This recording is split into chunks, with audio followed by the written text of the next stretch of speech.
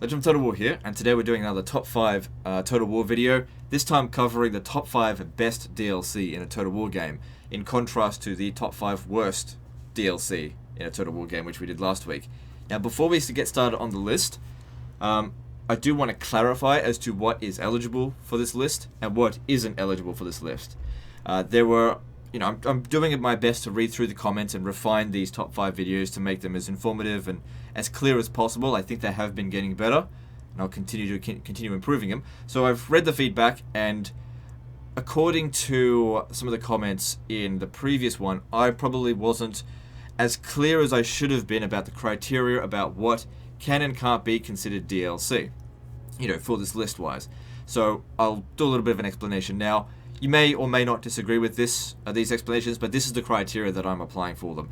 So by DLC, I'm excluding expansions. So something like Medieval 2 Total War's Kingdoms expansion is not eligible for this DLC list. If it was, it's an expansion. It's not really DLC, and it came out well before Empire Total War, which was the first one that was actually available on Steam, where DLC sort of really started. In addition to that, DLC that comes out as standalone is not eligible. So Fall of the Samurai is not going to be considered for this because it has DLC for that DLC. So it's a standalone expansion that you can download. It's borderline DLC. In addition to that, any DLC that comes out that is free for the entirety of the time that it's been out is not eligible. Now, in terms of the definitive editions, which I really should have addressed last time but didn't, because Empire Total War's Warpath campaign, which is part of the definitive edition, was on the top 5 worst DLC list. And I just want to state this. Although it is free now, for 99.9% of the time that it has been available on Steam, it has not been free. I had to pay for it. Most people who have it had to pay for it, and it was shite value. So the same will apply this time around. If something that's going to be on the definitive edition, even though it's free now, for 99% of the time that it has been available, you've had to pay for it. And so all the things on this list are something that has been available to be paid for. Now, in addition to that, things like that were a day one DLC, which you can get for free by pre-ordering it, those are considered part of DLC, because although you can get it for free, you do have to pay for it, in advance before you get it, sort of thing. And then if you don't get it within that time, then you have to pay for it. So things like the Chaos Culture Pack and the Viking Forefather Culture Pack, even though you could have gotten them for free when it first came out, for the majority of the time it has been available, you've had to pay for it if you didn't get it within that small time frame. Okay, with that being said, I hope we've got a rough understanding of what is or is not eligible, and let's jump into number 5. Coming in at number 5 is the Vampire Coast DLC for Total War Warhammer 2, which is actually the most recent DLC available in Total War. I've only recently finished the campaign. Actually, it was yesterday, first time I finished the campaign on the Vortex campaign, and so I really wanted to finish that campaign before I made this video, because it was definitely a contender whilst I was playing it. And having thought about, whether or not to put it on the list, I came up with quite a few reasons as to why it is a good DLC. Now, one thing I definitely want to point out was this DLC was tied to a patch, and the things that you got with the patch are not included as to why this DLC is good. So, for example, the fact that naval battles battles at sea, I should say, can now be fought in an actual manually resolved battle, but on land. It's confusing at first. Even though that's amazing that they add it into the game, that has nothing to do with this DLC, because even if you didn't purchase the DLC, it's part of the patch. So that's not included. But there's still a lot of really good things to this DLC, and why I think it's number 5 on the top 5 best. Overall, one of the things I liked most about this DLC was the fact it wasn't grindy, the campaign.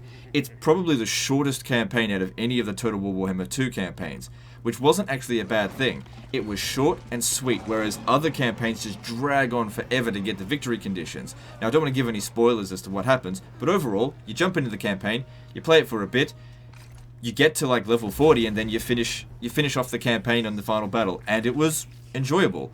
I liked the treasure hunting mechanic, where previously I really didn't bother with treasure hunting. And overall, I thought they had some really good ideas for this DLC, and even though this faction probably wasn't really its playstyle suited to me, I could really see the value in this DLC. Anyway, that's why Vampire Coast got number 5. Now let's move into number 4. Now this next one's a little bit of a tricky situation, but it's Norske for Total War Warhammer. Now this one's tricky because it was pre-order bonus for Warhammer 2, but at the same time you do have to purchase it one way or another, whether or not you had to pre-purchase Warhammer 2 or whether you purchase it now. Now, as far as the DLC for Warhammer 1 was concerned, it was excellent. It was far more well thought out than Chaos. It brought an interesting new mechanic in, such as the Monster Heart. The endgame crisis was extremely well done due to being able to choose your destiny, not having forced down your throat like with other factions. And, it being the pre-order bonus for Warhammer 2 was actually a really good idea. Buy Warhammer 2 now, get this DLC for Warhammer 1 early. It was something that was very well received, and I applaud it, and I only wish they had done something like that for Three Kingdoms. The idea of pre-order bonus can really suck, unless it's something really good like this. So I'm quite happy with this DLC, and why it got the number 4 slot. Anyway, let's now move into number 3.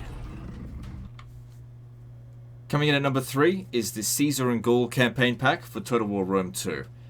Now, I've always said that I think that the campaign packs for Total War are, generally speaking, some of the highest quality DLCs.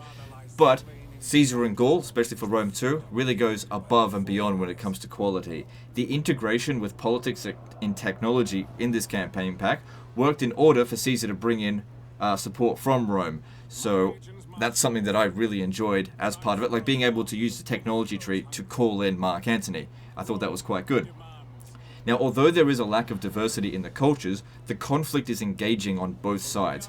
Playing either as a Gallic faction or as Rome gave you opposing styles of play, which was quite good. Introduced the idea as well of unkillable characters, something that has been well received and has been passed on to other campaigns as well, such as Empire Divided. Now, probably one of the best things about this campaign is the fact that you don't really have to worry about your characters dying of old age. So it's really just a simple case of the turn year scale. Because one thing that was really annoying about Rome 2, and that pretty much everyone can attest to, was that the moment you start liking your character, they died of old age. Anyway, let's move on to number 2. Now, as for this next DLC, I do want to say this. I don't like Total War Attila, okay? I've made that very clear. I don't like it. However, this DLC is for Total War Attila. It's the Age of Charlemagne campaign pack for Total War Attila. Now, where I think Total War Attila massively failed was its campaign. I thought it was very poorly thought out, has major flaws in its strategic design, and is overall just not very fun. That's from my perspective. I know a lot of people disagree with that. Now, where Total War Attila fails, Age of Charlemagne succeeds. Age of Charlemagne's settlement design is unique, strategic, and well thought out, unlike the base game, where it's not well thought out, not very strategic, and just a bore to play. What it lacks in unit diversity, it makes up with in balance, unlike the base game. Has a well-timed story missions with decent risk rewards. Overall, regardless of which faction you play as in the Age of Charlemagne campaign, of course the Charlemagne faction is the most enjoyable generally speaking, there is a well thought out campaign involved with it. And that's one of the reasons why I think that there was so much high standard held up for Thrones of Britannia, which was essentially going to be the successor to Age of Charlemagne, and why it failed so hard, because it was set up with high standards. Standards which Age of Charlemagne set. It's an excellent DLC, and if you own Total War Attila and don't own this, I highly recommend it, because it is one of the best campaign packs that Total War has ever produced, and that's why it gets the number 2 spot. Now let's move on to the crown jewel. Number 1, the best DLC in my opinion that Total War has ever made. So this DLC here, I think you all know what it is. In my opinion, it's the best. It has the best value, got the most replayability, and it's just overall, I really couldn't fault it in many ways. Now, I was actually quite pissed off at Creative Assembly when this DLC came out, and this DLC, I didn't even care about my grievances with them because the quality was so high on this one. As you can already tell, it's the Tomb Kings DLC for Total War Warhammer 2. Now, I've often said that race packs are some of the worst value DLC for any game. However, this is not just a race pack. It really felt like a race pack and a culture pack. In fact, it felt like 2 race packs, and I'll explain that just in a bit. This introduced so many cool new concepts to Total War Warhammer 2 that it actually made me from being a bit meh towards the game to actually starting to really appreciate everything that this game had to offer. Finally, in my thoughts, that Total War Warhammer was starting to achieve the potential that I felt like it should have achieved right from the start. It has one of the most unique factions in Total War Warhammer, in that they don't pay for their units or pay upkeep, but their economy is in many ways crap. They had one of the most well thought out mechanics in the game. It was so good that they retroactively applied it to a different faction as well. The Mortuary Corp, a mechanic that I used and abused quite a lot. It was quite good in my opinion. I really enjoyed it.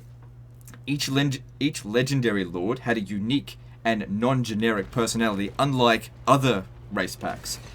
And it felt, as I said before, it felt like 2 culture packs in one, because Arkan the Black was directly opposed to the other 3.